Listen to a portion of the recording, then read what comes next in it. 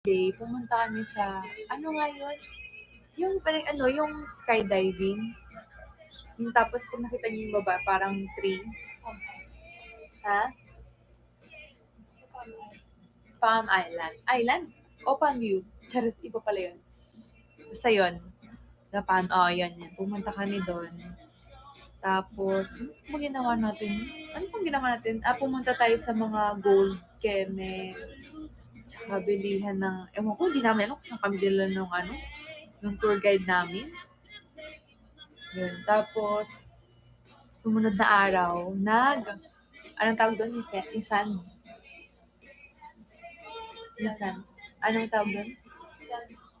San? Sandus?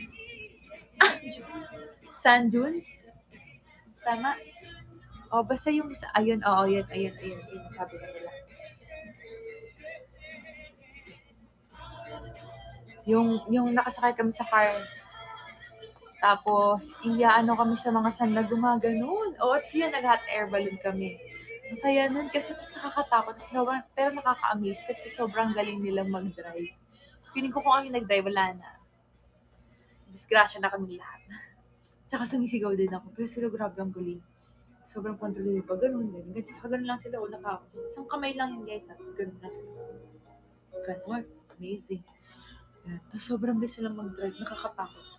Naabot ng 210. Ganun. Tapos yun, hot air balloon.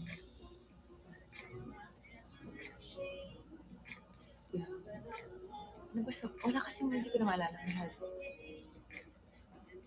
Sakto lang, hindi naman nakakatakot yung hindi naman nakakatakot sa heights.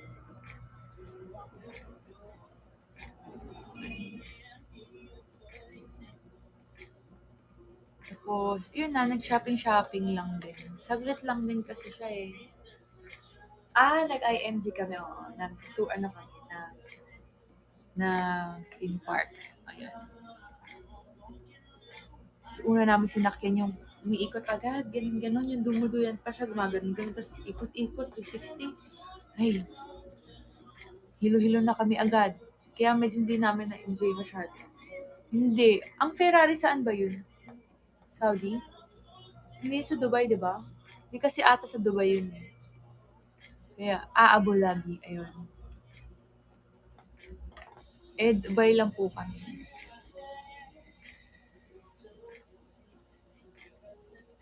Ayun, Saudi namin nasakyan yun. Madami naman din magandang rides doon nasakyan.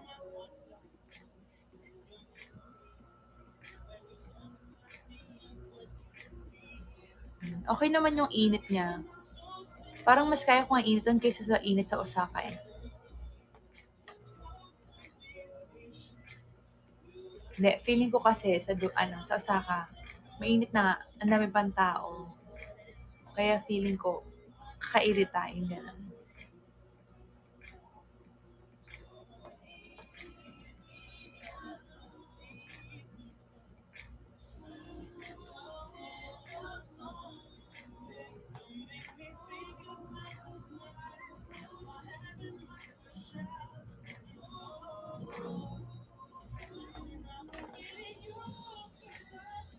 Ilang training namin, 3 hours po kami everyday.